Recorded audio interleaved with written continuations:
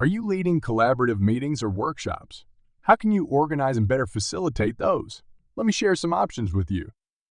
When we talk about the best ways to facilitate a meeting, we have multiple formats and methods to consider.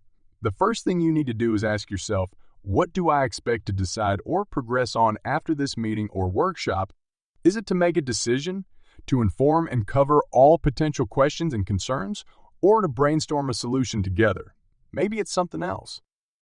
Then you need to choose how you can effectively do that.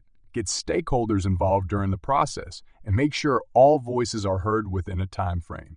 The tool or space you use will define the options available. If you are leading in person, maybe you have sticky notes, a whiteboard, or maybe not. If you are running this remotely or even asynchronously, then you have to evaluate the tools you are using. Maybe you are using a digital whiteboard like our Nova whiteboard or other whiteboards on the market like Miro or Mural.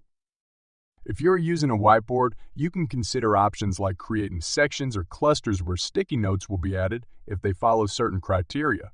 You can use colors to group ideas and sticky notes. You can also use the voting option to see how many votes each sticky note gets. There are stickers that can be used to organize the whiteboard and templates to help structure the session.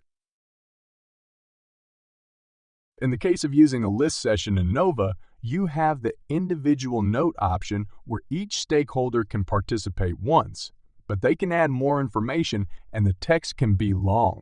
Stakeholders have to provide one unique answer, as you don't want them to start a chat.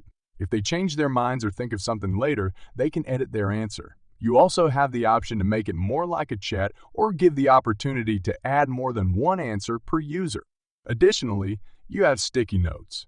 The amount of text that can be added here is limited, but is great for brainstorming and prioritization, as you can even use emojis to organize ideas in colors or add votes.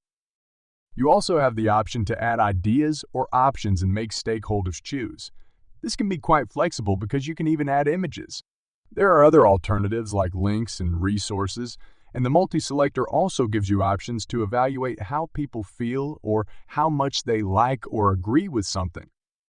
You also have other options to explore, and on top of that, you have settings per step. These settings help you define if stakeholders or external collaborators can see each other's answers or not, or if this is just a step for yourself as a leader that nobody else other than people leading the session will be able to see. This is ideal to keep internal notes or leadership notes private while keeping everything in one place.